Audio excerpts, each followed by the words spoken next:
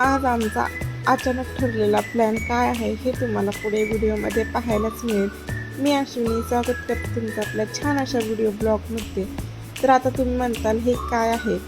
तर साईच्या शाळेमध्ये सांगितलं होतं की तुमच्या आईवडिलांचे पायाचे ठसे आहेत ना या कागदावर उमटवून आणायचे, कारण की आज होती गुरुपौर्णिमा आणि त्यासाठी प्रत्येकच पालकांना शाळेत हजर होणं शक्य नव्हतं.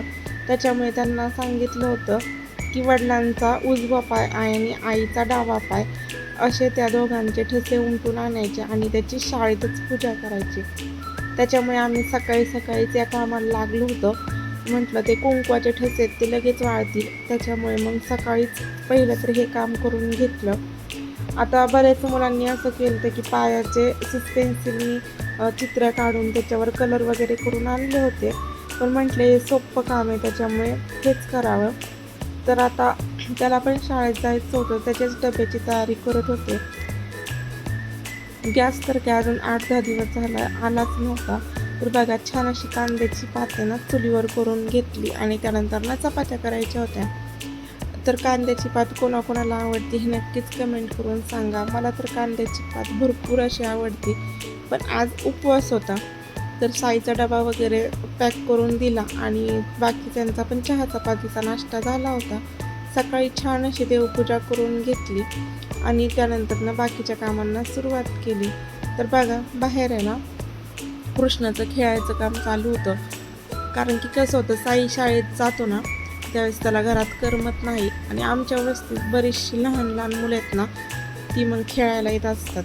आणि लहान मुलांचं कसं आहे, त्यांना त्यांची वस्तू त्यांची खेळणी आवडत नाही, नेहमीच दुसऱ्याचीच खेळणी आवडत असतात. तर या इथे बघा तो पण दुसऱ्याचीच खेळणी घेऊन खेळत होता. आता घरातली सगळी कामं उरकून झाल्यानंतर फराळ करायला बसले. आता हा फराळ तुम्ही म्हणताल एकटी एवढं खाणार का? तर नाही, मी फराळ करताना माझ्यात म्हणजे मी कधी पण जेवताना ना माझ्यात दोन्ही मुलं असतात. म्हणजे कृष्णाला मिठाचे वेपर्स द्यावे लागतात, साई तर माझ्यातच खातो. तर आता आम्ही सगळ्यांनी असं छान असं खाऊन घेतलं आणि साई घरी आला होता म्हटल्यावर काय या दोघांची मज्जा म्हणजे धिंगाणा चालू होता. पण असा धिंगाणा घालता घालता कधी दोघांची भांडणं झाली, कधी दोघांनी एकमेकांना मारलं हे कळलंच नाही. आणि ते दोघे पण आहे ना शांतपणे झोपून गेले, म्हणजे त्यांना म्हणावंच लागलं नाही की तुम्ही झोपा. तर या इकडे बघा 2:15 वाजले होते आणि दोघं पण भांडणं करून मस्त रडून असे झोपले होते. तर म्हटलं हे झोपलेले आहेत तोपर्यंत काय करावं. तर म्हटलं आज पौर्णिमा आहे, देवांना नैवेद्य पण होतील. आता आखाड महिन्यात सुवासिनी जेवायला घालतात, पण आम्हाला वर्षभर म्हणजे देवाचं काय करायचं नाही, त्याच्यामुळे म्हटलं चला घरातल्या देवांना तरी नैवेद्य दाखवावा. तर बाहेर काय पावसाचं वातावरण नव्हतं, पण भरपूर असं वारं सुटलं होतं आणि पुरणपोळीचा स्वयंपाक करावा का नाही असा प्रश्न होता, कारण की वारंच एवढं होतं तर लाईट कधी जाईल हे सांगता येत नव्हतं.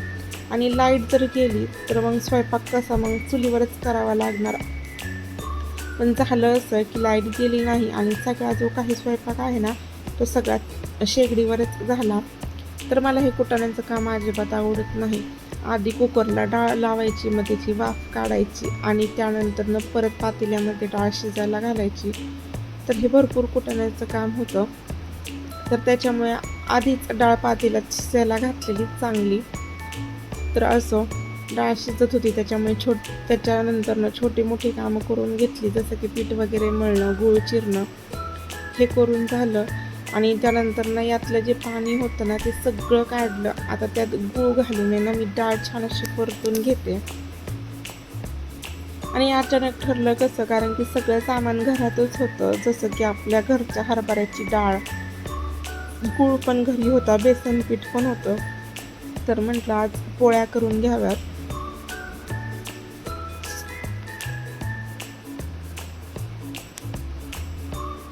तर आता याच्यामध्ये जायफळ, विलायची पावडर हे पण टाकतात, पण मी नाही टाकलं. आता छान असा जेवढा गूळ टाकला ना तो छान असा परतून घेते. जेवढं पुरण आपण चांगलं परतू ना तेवढे पोळ्या म्हणजे जे पुरण आहे ना ते छान असं होतं.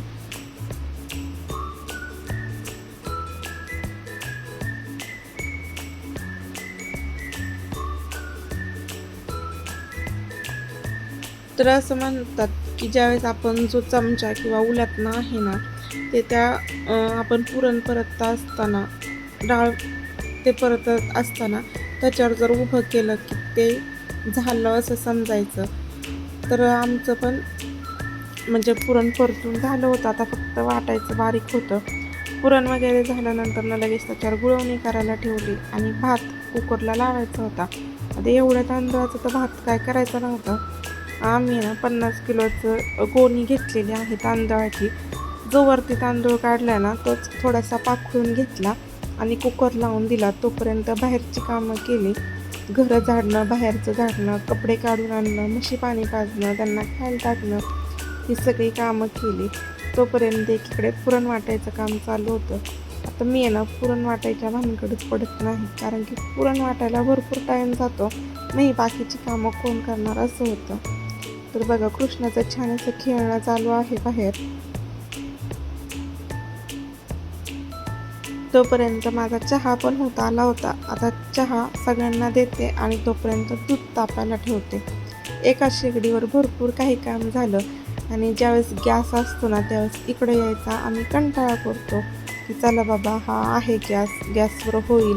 आणि यावेळेस असं झालं होतं की एवढा पोळ्यांचा स्वयंपाक करायचा जास्त काही ताण पण झाला नव्हता आणि त्यातल्या त्यात गॅस पण नव्हता. त्याच्यामुळे म्हणजे एवढं काही वाटलंच नाही, सहज असा स्वयंपाक झाल्यासारखं वाटलं.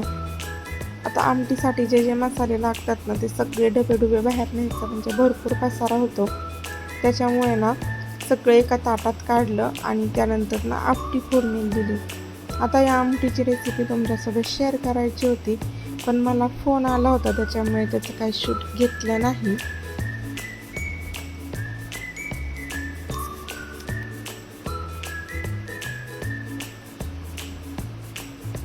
तर आता पुरण वगैरे तर काय वाटायचं झालं होतं. आमटी फोडणीला दिली आणि त्यानंतर कृष्णाचं आवरायला घेतलं, कारण की त्याला पण चारायचं होतं, त्याचं आवरायचं होतं. आणि त्यानंतर तोपर्यंत बघा आपली आमटी किती छान अशी उकळलेली आहे. आता फक्त राहिलं होतं ते म्हणजेच तळण आणि पोळ्या करायचं काम. तर आता छान अशा या शेगडीवर आहेत ना कुरड्या, पापड ते तळून घेते.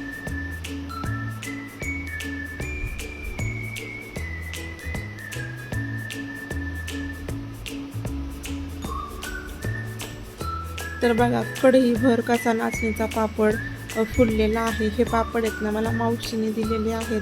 तर छान असे पापड, म्हणजे हा जो पापड आहे ना तो कृष्णाला भरपूर असा आवडतो.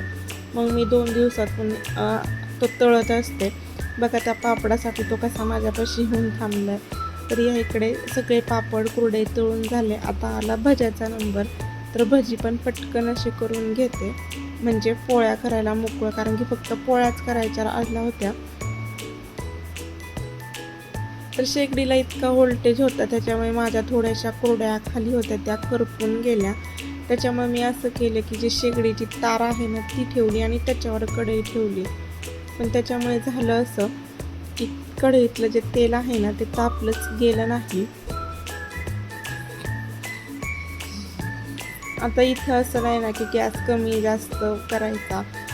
तर बघा भजी आपली अशी काहीशी झाली होती. यावेळेस मात्र मला भरपूर असा कंटाळा आला. मग शेवटी ती तारे आहे ना ती काढूनच टाकली आणि त्यानंतर कढई खाली ठेवली.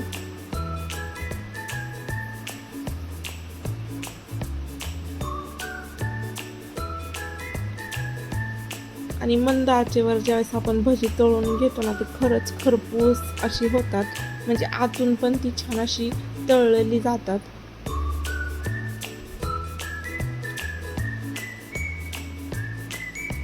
भजी होत नाही तोपर्यंत आला पोळ्यांचा नंबर. पोळ्यांचं सगळं सामान इथं आणून ठेवलं होतं.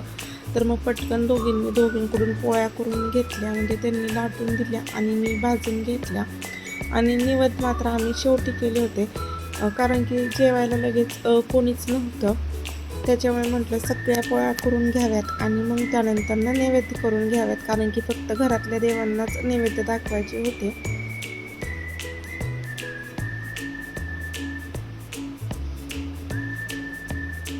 तर स्वयंपाक जेव्हा कळतो की छान झाल्या त्यावेळेस आपल्या पोळ्यात ना मस्त अशा फुगतात.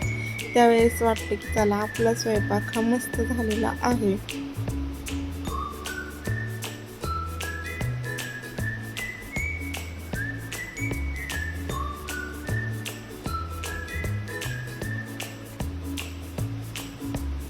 तर आता ह्या ज्या पोळ्या आहेत ना त्या सगळ्या करून घेतो आणि त्यानंतर ना देवाला नैवेद्य दाखवून घेते. आता मला कृष्णाला पण चारायचं होतं कारण की त्याचा खायचा टाईम झाला होता, तर देवाला नैवेद्य साईनीच दाखवला. बघा अशा पद्धतीने आमचा पुरणपोळीचा स्वयंपाक तयार झाला होता. तुम्हाला जर व्हिडिओ आवडला असेल तर नक्कीच लाईक, शेअर आणि सबस्क्राईब करा.